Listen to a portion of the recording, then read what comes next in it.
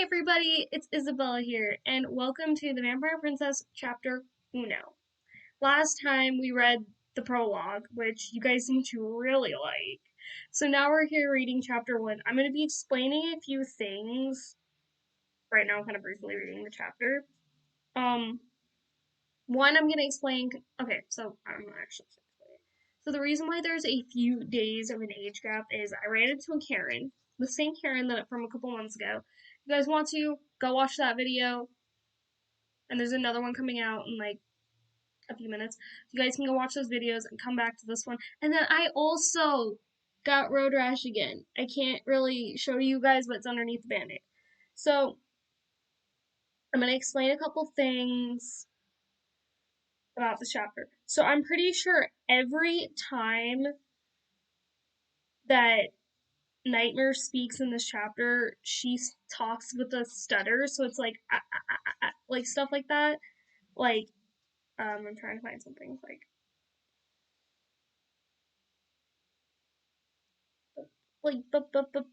stuff like that, like like that, like like that kind of stuff, like that. That's how I have it written. And then I do want to explain something. So this is kind of a little bit of a spoiler. Nightmare, and reading it, I got confused. So Nightmare was sitting on a shelf like this, was sitting on a shelf like this, a little bit higher than this, and her mom, and she falls off of it and cuts herself. She basically gets a really bad rug burn because she slides a little bit on the carpet. And she ends up getting a really bad burn, and then her mom sticks a band aid on it, kind of like the one on my knee. So, yeah. So, I wanted to explain that. And then I also wanted to explain that Katie is Cadence, Artemis's sister, sec, first youngest, basically younger sister, one of the younger sisters. Put it that way. But Nightmare calls her Katie. Now, I'm trying to think. And then we also have a nurse named Jenny, who is a queen and actually is based on a real life person. So Jenny is actually based off of my aunt, who's a nurse. Yeah, Jenny is based on my aunt. But yeah, and then yeah. And then also I don't think I mentioned this, but they talk about getting ready Nightmare ready for something. I'm just gonna say it's Nightmare's birthday. Her fifth, I believe it's her fifth birthday. And yeah, so I'm just gonna get started with the chapter. The Vampire Princess, Chapter 1. Nightmare, what are you doing? Asked Luna as she came into the room to give Nightmare her medication. Trying to be helpful, like Katie, answered Nightmare in a stuttery voice. Luna smiled and said, "Come on, it's time for another one of your medications. Then we have to get you ready." Nightmare smiled and moved away from the bookshelf she was putting books on and toward the edge of her seat. Nightmare screamed as she fell off her shelf. Luna ran from the Nightmare's couch to Nightmare's aid. Luna picked up Nightmare. "You okay, Nightmare?" said Luna in a soft voice, in a soft, loving tone. Just then a maid came running into the room. "Milady, I heard a scream." I can't do voices. "Milady, I heard a scream and wanted to make sure you were all right." "Yes, Nightmare and I are fine. Please go get some stuff to clean her up with. Please and thank you." The maid ran out of the room as Luna carried Nightmare to the couch. I hate how I can't do things for myself, Nightmare said as she cried in her nightgown, holding her arm. Luna smiled and hugged her daughter. I know, but sometimes even the strongest people need help. Nightmare looked up at her mom with tear-filled eyes. But those people don't have a lot of health problems and don't stutter when they talk. Luna smiled and said, I know. You are special and I love you the way you are. I wish you could see yourself the way I do. The maid came running in with a first aid kit. Luna grabbed the first aid kit and opened it and started to band-aid her daughter. Luna smiled and put Nightmare on the couch and gave her medication. I'm sorry, Mommy, said Nightmare as she looked at her mom as she handed her the medication. Sorry for what? You have nothing to be sorry for. Nightmare sat there silently for a moment and then looked at her mom. I got blood on your dress.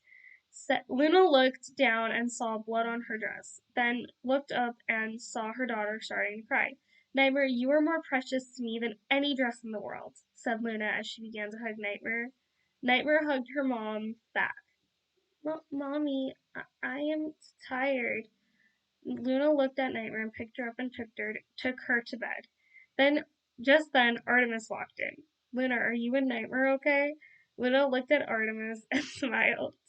I'm okay. Nightmare just fell off her shelf, so I put a band-aid on it. Intermission, I'm getting a drink. I should have warned you all, this is going to be a long chapter. Okay, Artemis smiled and sat on the bed and hugged Luna. Is Nightmare okay? Asked Artemis as he kept hugging Luna. She said that she was tired, so I put her to bed. Artemis looked at Nightmare and leaned over and gave her a kiss. Nightmare woke up and rubbed her eye. Daddy! Nightmare smiled and moved to hug her dad. Artemis picked up Nightmare off the bed and put her in his lap and grabbed her arm softly. Nightmare flinched. Artemis let go of her arm and hugged his daughter. Nightmare started to hug him back. Then a nurse named Jenny came into the room. Your Highness, I came to check on the princess. Artemis smiled at Jenny. Of course. Artemis moved so Jenny could get to Nightmare. Jenny smiled and said, How are you today, Nightmare? Nightmare looked at Jenny for a moment and then said, My arm hurts. Jenny looked concerned at Nightmare. Just then, out of nowhere, Nightmare passed out. Nightmare! Said, I should have put yelled Artemis, Jenny, and Luna. Jenny checked Nightmare and grabbed an oxygen tank and hooked the tube up to Nightmare. After a few minutes, Nightmare slowly began to wake up. Nightmare, thank God you're alright, said Luna as she hugged Nightmare. Nightmare started to cry. It hurts, Mommy. Luna looked at Nightmare with great concern. Nightmare kept crying, and Artemis grew more and more concerned. Nightmare, where does it hurt? Nightmare kept on crying as she started to hug her mom. After a while, Nightmare finally tried to speak. My back hurts, Mommy. Luna touched Nightmare's back, and she flinched.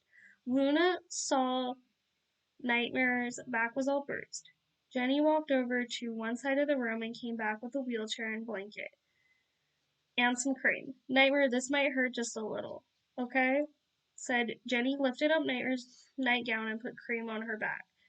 Mommy, it hurts. Make it stop, please, said Nightmare as she kept hugging her mom tighter and tighter.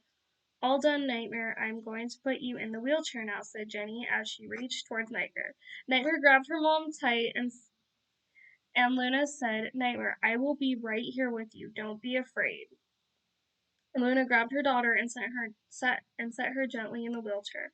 Luna grabbed a dress that was lovely. It was midnight blue and the colors shined as Yeah, blue color that shined as bright as the stars. She put it on Nightmare. Don't cry anymore. It's Nightmare. It's your birthday, said Luna as she smiled at Nightmare. So that is the end of chapter 1, and then you go straight into chapter 2. And I think I only have like 4. God, how many chapters do it? Oh, wait, there's a really long chapter. Oh, God. Chapter 6, I think we might be sitting here for years. But that is the end of chapter 1. Now, I have to pull up the comment. Someone did comment, and I actually am needing to look at the comment. They were asking a couple of questions. Where are you? There we go. Okay. Okay. So they're okay, so they had a couple questions. So one, why are there vampire hunters? Or also why are the vamps hunted? And this is from, please forgive me if I mispronounce this, but Sol Amar, please forgive me if I mispronounce it. So the vampires before Victor, Nightmare's grandfather, got onto the throne and the whole magic thing happened, like the whole barrier happened. Vampires used to run rampant and was basically would kill some humans. Like they would, it's hard to explain, but in my mind, when I wrote this, I had it where vampires would kill some like rodents, like like rats and stuff, and would sometimes kill humans, and people didn't like that, so they started hunting vampires, and then eventually people started getting rewarded for killing vampires. Why was the last born jealous of the three? So okay, so why was the last born so jealous was because Court told her basically her whole life that she was going to be on the throne. She wasn't going to get to be on the throne.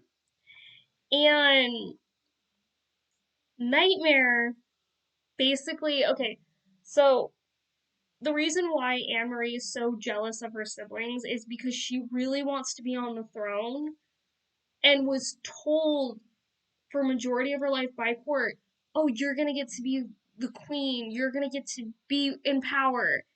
Then she found out that her brother was going to get to be in power because he's the eldest. And are the moon princesses vampires or another kind of being? So the moon princesses that are mentioned in the prologue, they're like goddesses, so they're kind of like Greek. They're kind of like Greek gods and goddesses. They rule. Basically, they help keep everything in balance. Each of the moon princesses cares for something. So like there's one that cares for animals. There's one that cares for the plants. There's one that cares for like humans, making sure that we have all like one for water, earth, like yeah. Um, is vamps a pejorative? Pejorative in your universe. Um, I don't know what that means. Hang on, Fred. Hang on, I'm looking it up because I don't want to say something and then mean like, oh, I don't even know if I'm pronouncing that word.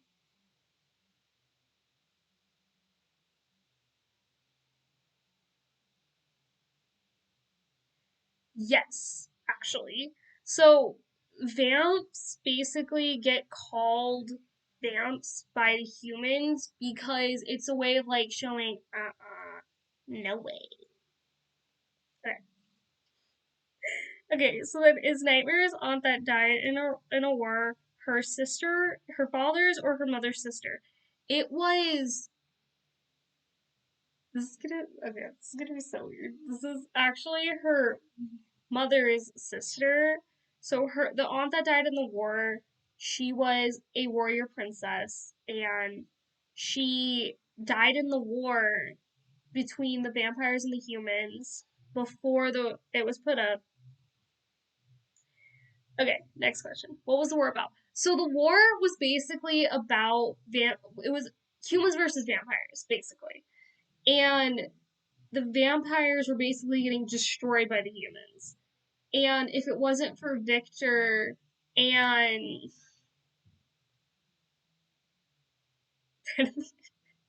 the other vampires that helped build the barrier, there basically wouldn't be there would be no story.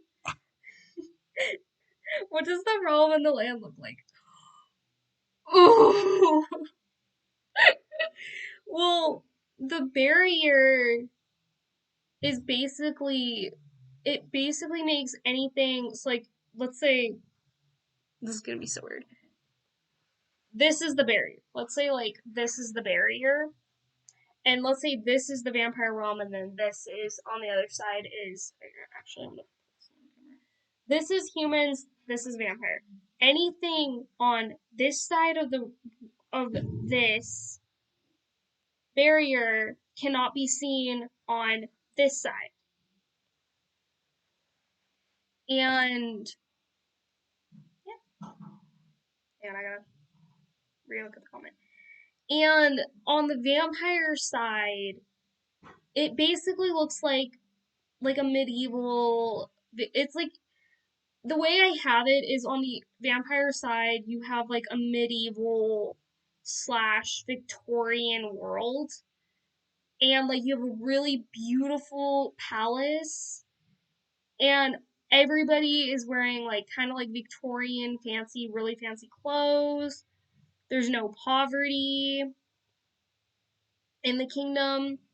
And then what inspired me to write this story? Oh god. Oh god, we're gonna be sitting here all day. So a lot of my inspiration, so the inspiration came from I was just okay, so I was sitting watching I was obsessed with vampires, and I still am at the time, and writing this story, and I've always wanted to be a writer. It's like I wanted to be a writer, and I wrote The Vampire Princess, which the middle school me version, um, I don't even know if I am able to read that on YouTube because that gets gory very fast. But what inspired me to write this version was mainly my family, my love for vampires, and actually my heritage. I am actually a princess in real life. I'm related to King Louis VIII of France. So that's kind of where the like royalty comes from. Then I like the medieval and I like the Victorian era, so that's where the like Victorian medieval vibe of things comes. And then the barrier was actually kind of inspired by Rapunzel. The barrier was kind of like her kind of being like, you know how like in the tower she doesn't ever get to go outside. In the story, I'm giving away a little bit. I'm giving away a little piece of it. So if you guys do not want to hear this, click off this video. Go, shoo. I'm gonna give you 5 seconds. 5, 4, 3, 2, 1. So I'm assuming if you're still here, you still want to hear this a little bit. I'm not gonna explain too much, but you're gonna find out that Nightmare's never been able to explore outside the barrier. She's never been outside that barrier. So yeah, thank you guys so much for watching, and thank you guys for the support of the series. Hopefully I'll get this published soon, and you obviously know I'm going to be announcing when I do that. So thank you guys so much for watching. Please like, comment, and subscribe, and I'll see you guys in the next video. Peace out, guys!